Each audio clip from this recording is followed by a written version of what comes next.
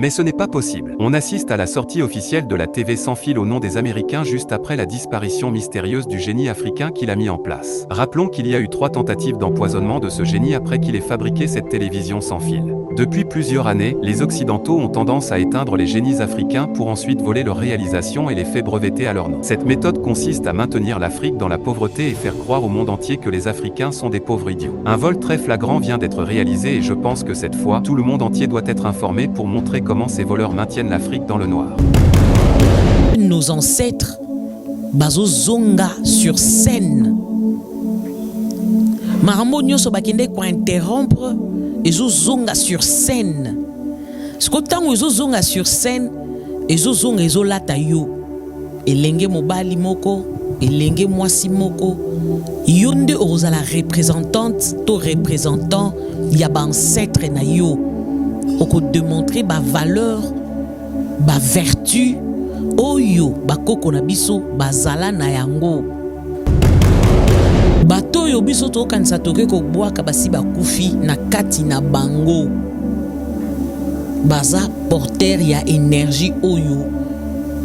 Et au sala biso étant que des humains, étant que des personnes qui sont encore dans ces corps. Parce que bango babimi nanzoto oyo. Le fait que babimi nanzoto oyo, bakomi ba ange nabiso. Je vais te dire clairement, dans ton combat, les personnes qui peuvent venir te soutenir, ce sont tes ancêtres. Bakoko na yo, nde bango bakoma ba ange na yo. Bato aligné na o basi batiki nzoto. O babande ko lingo mingi wana, nde bango wana bakoma ba ange na yo. Donc à chaque moment qu'il y a un problème, bango bazoya pona ko soutenir yo. Alors je trouve mal totika ba cimetière na biso na état o ezaleli.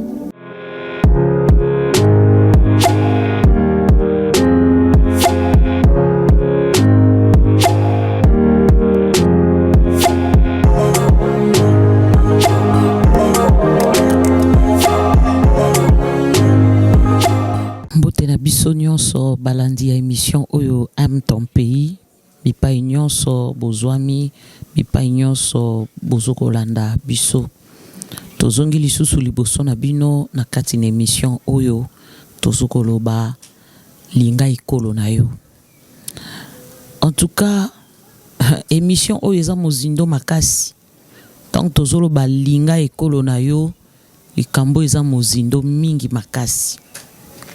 Ekolo na yo nde ebombi mapamboli nyonso ezotala bomoi na yo to bomoi nanga. Bolingo ekolo na yo nde ekoyeba na komema yo okoka ko découvrir ba richesse, ba valeur, ba vertu o ebombani na kati ya ekolo na yo. Eza ya pamba te nzamba yebaki na ko révéler biso pe ko yebisa biso ete to banda ba émission ya lolenge oyo eza pona ko lamusa biso to koka ko sosola. Tala ba pays nyonso africain lelo baza ya ko lamuka na o etali Afrique. Cela veut dire esengi biso soto zala interpeller par rapport à ça. De fois dans la soirée nazoko tala bikolo mususu lolenge balamuki na o etali Afrique, je me dis au fait Dieu a toujours eu raison. Nzamba zala toujours na raison. Il y a ko annoncer biso de choses cachées. O esengela ki zala révéler potoyeba lolenge nini tokoko tambola na kati ekolo na biso. Na lobi mo pepe otozo tambola nango na temps oyo eza mo pepe o nazoloba c'est la reconnexion. Tozo kende kozala reconnecter na ba valeur na biso. Na biloko ezo zala penza ya biso. Ya ekolo na biso. Alors dans ces valeurs-là que je dis la reconnexion zo kendo salama bozo kende ko monaka na ba réseaux sociaux, il y a des choses qui se passent mata ko balancer biso et lokoyo qui nous montrent combien de choses qu'on a toujours louées o totombolaka tozokanisa mondele nda sali nzoka ezande batu mwindu nde basali makambo oyo bakokisi makambo oyo me lokola mondele alingi komona mutu mwindu azala na place na ye te bazoya koyiba mayele oyo bazolatisa ngo bango moko et en même temps basuki wana te bakoboma na mutu mwindu oyo azana capacité ya kosala eloko ya ndenge wana a disparaître. Cela veut dire sur tout le plan tozokende kokuta que ce sont le noir nde baza à la base. Il y a révolution baza à la base. Il y a quoi inventer makambo minene même dans la spiritualité.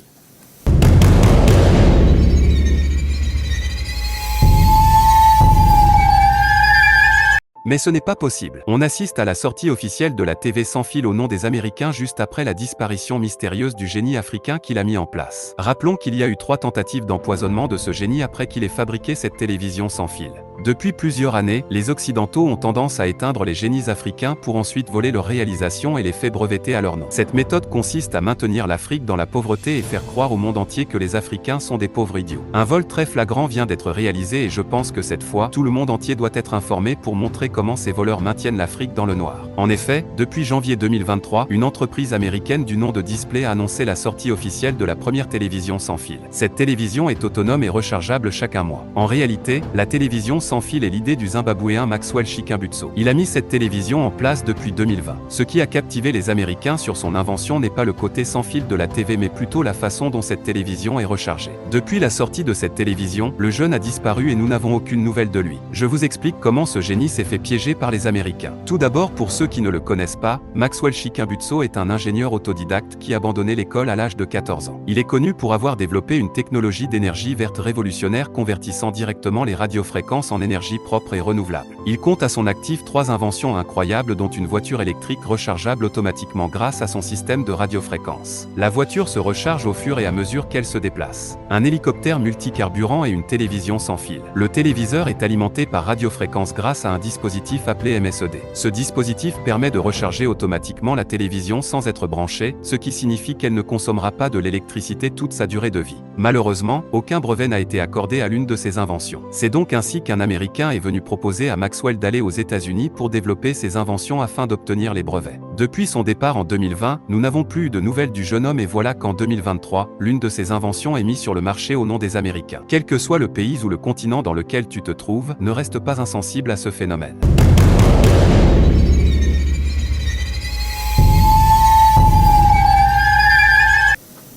C'est l'Afrique, ce sont le noir.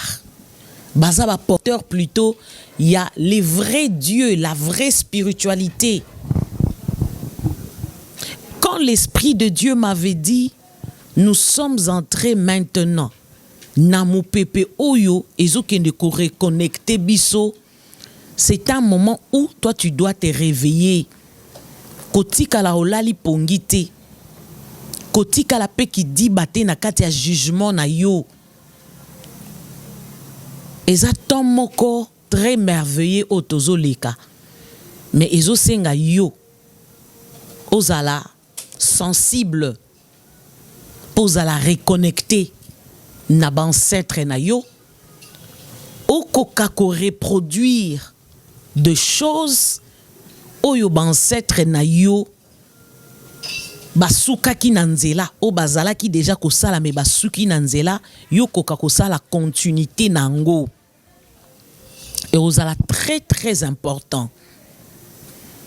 Voilà pourquoi nazolo baptême oyo toko kende na yango toko lobela yango parce que bambula liboso tozo kende nous allons vivre un autre vent parce que période nyonso tozo leka tozo zala reconnecter tozo zongaka et sikoyo bakendaki ko déconnecter biso na makambo ya biso dans notre spiritualité, hein, namayelo biso moko tozala nango comme le noir, les Africains, hein, étant que Congolaises, nazo ko interpella kalikambo oyo tozonga. Eza période ya bozongi. Alors na kati ya période na biso ya bozongi, ngonga oyo eza ngonga wapi epai tokomona batalent ebele komonisama, makambo ebele ekomonisama na kati na biso, parce que nos ancêtres bazozonga sur scène. Makambo nyonso bakende ko interrompre ezozonga sur scène. Siko tango ezozonga sur scène, ezozonga ezolata yo. Elenge mobali moko, elenge mwasi moko, yonde ozala représentante to représentant ya ba ancêtre na yo. Oko démontrer ba valeur, ba vertu oyo ba koko na biso bazala na yango. Et nous allons reproduire ou produire des grandes choses. Nazo beta sete na likambo yo ya ba cimetière, parce que c'est une partie ya reconnexion pelissus. Soki toyoki interpellation oyo ya assainissement ya ba cimetière na biso, ça va aussi nous aider à être reconnectés à nos ancêtres. Parce que le fait que toti karabango nenge bavandi na mapangu wano tokenda kolona bango et comme lokola ba poubelle, ça leur permet pas ba se connecter na biso, ba porter biso main forte, to ba partager na biso oyo bango bazanango.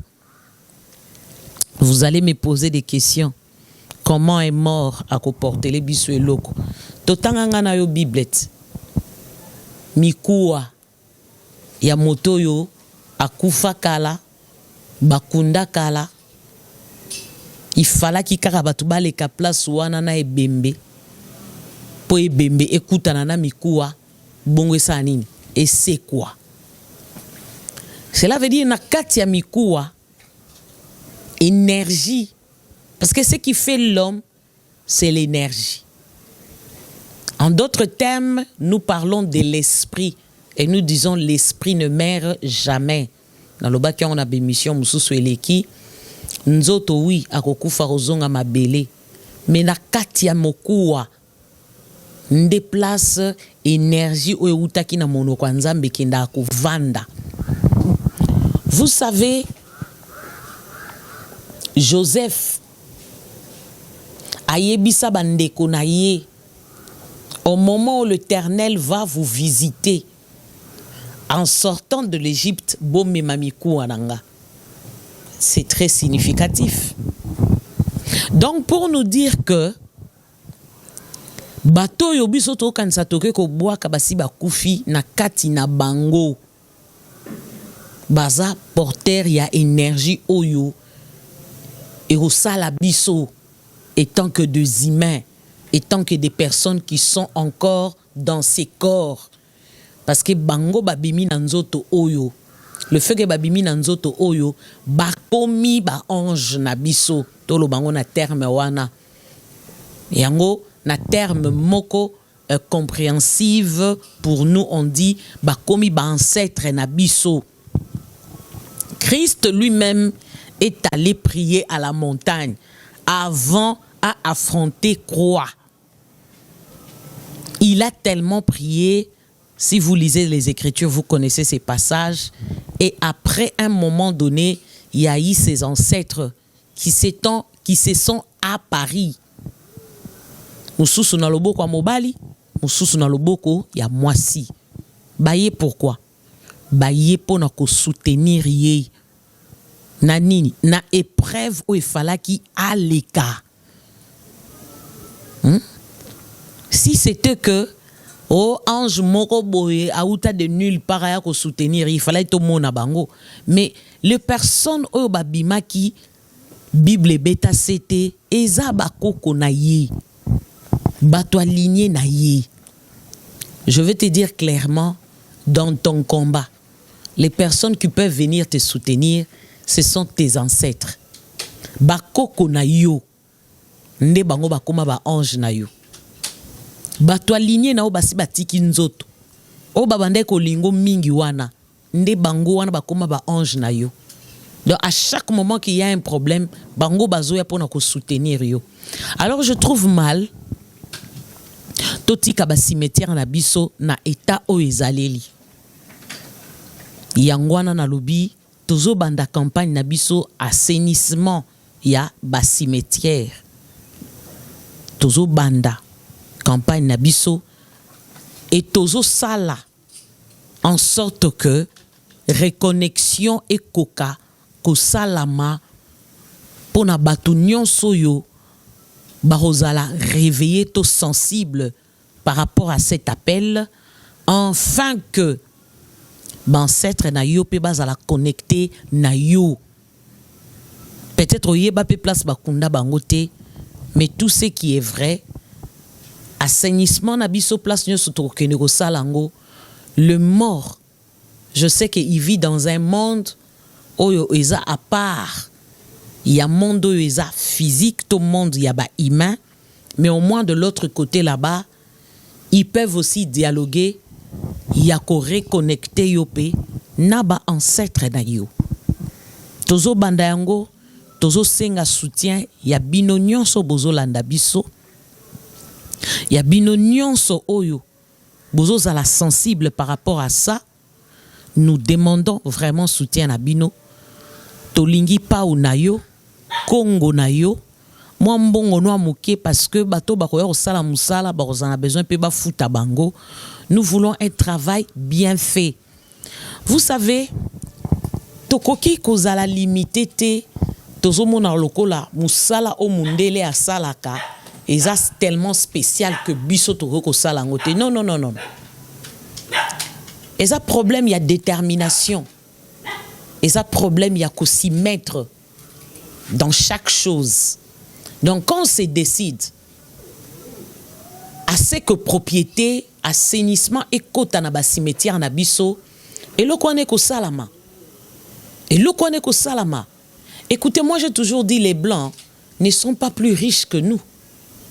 Boloba Kango RDC lokwa makasi. Et c'est vrai. Boye bake babeta libanga kaka na manga o eza ya kotela. Ce n'est pas en vain que toutes ces nations babundisa abiso. Babundisa abiso pour biso nde toza porteur de quelque chose. Alors, comme il a qui s'arrêté que le quoi yo za pauvre bato nyonso balekio. Posons-nous des questions. Qu'est-ce qu'ils ont fait pour que ba cimetière na bango eza la propre classe? Ils ont compris ce qu'on est en train de vous dire. Mundele asala ke loro pamba pamba te, mutako sote. Mundele asala ke loro nyonso azo tirer intérêt na yi. Alors, ce qui te observé te comprendre yango, essayons d'assainir nos cimetières. Tochango na ba eta oyo esengeli pour permettre que mboka na biso ezwa base ya malamu. Et bas soubassement ya malam. Ce bozongi na bémission nanga passé, j'avais parlé sur le soubassement. J'avais dit pour cette année, nous devons poser de soubassements solides et d'une. Ces soubassements-là et qu'on permettre bisoto kendeli bosso. Et qu'on permettre biso jusqu'à la fin de l'année Tito Kota 2024 qui est de l'épanouissement dans nos vies. Nous devons préparer la vie de nos enfants, de nos petits-enfants. Nous, on est de la 4e génération. C'est la vérité au bandali solo ya sika. Sur les plans spirituels, social, moral, naba domaine nyonso. Tozo banda li solo ya sika. Pourquoi? Poto kokako tombola, to bimisa Congo oyo. Biso nyonso tozo zelela komona. Donc eza travail ezo senga kaka mokonzi ya mboka te. Eza travail ezo senga individu moko telemate. Non. Et senga biso nyonso. Mutuna bagage na ye parce que yo za na lignée nanga pe na lignée nanga. Na soutien ya ancêtre na yo toko yeba na ko bimisa ya motuya pour na tombo la Congo. Congo ko tombo mandenge tozo kandidaté que le président Félix doit se battre, doit faire ceci. Non. Tant mboko ebeba ki le président Félix aussi n'était pas là. Tokoki ko lati sa union sauté. Nous devons tous nous lever, tous soutenir Moussala Oyazo Sala. Au sala Moussala Mounene. So biso tolobi tolali tozela yenda bongisa mboka eloko ko bonga ezate. Alors on a pensé wanando monito telemi tolobi tozo banda Moussala Oyo eza campagne. Dit à nos moyens, nous allons commencer petit à petit. Trokene malembe yo mutoza na mikili ya poto diaspora tango zoro landa émission oyo et réveiller yo parce que baya yo pe bakundama na ba cimetière eza awa malgré place aux ali ozana besoin ancêtre na yo bazala connecté to reconnecté na yo tindela biso mbongo no ya pau tindela biso mbongo na yo ya Congo tindela biso soutien na yo, nous en avons vraiment besoin. On peut aussi les faire seuls parce que tu sais au Congo ici et comment soy bozo landa be mise bako sala non. Ce balobi soutien na yo parce que l'unité fait la force. Tant tozo sangala ebele na likambo moko ezala emonisa makasi na biso mais soki tozo kabwana o tozo sous na période abatu ba kabwana te. Et si salamaki na tipo et si salamaki na moment ya colonisation ba luka ki ba diviser biso tozala séparer poto koka ko tombola et kolona biso te. Alors c'est pas le moment. Tango yo ki ndeko na yo moko abeti mbela to sala likambu songolo ezo concerner ekolo parce que là tant tozo ke sala assainissement kuna to longola salité na mapangu nyonso ya ba oyo ya biso tokunda. Cela veut dire on considère le Congo, l'Afrique comme si c'était une seule personne. Alors ceux qui ont mis penser à division et zakito côté, nous avons besoin à moi 10 francs na yo. Place tozo kende ezaka moboti na ngate bakunda. Ezaka koko na ngate, koko no pa zakuna. Papa na yo pa zakuna, mwana na yo pa zakuna, tata leki na yo pa zakuna. Alors tika malobo tozo loba e simba yo penza na kati na yo, yo tozo landa biso o vanda kimiate. Après avoir kosilisa tout le programme pour tozo ba document et pas à l'état pour to côté le makokendo salango boyete, c'est après que nous allons vous présenter le jour et la date et que les kapena bilili lo lengeni ni to salela musala yango. Alors merci beaucoup pour une bonne compréhension na bino baye bolandi biso. À très bientôt. Ciao ciao.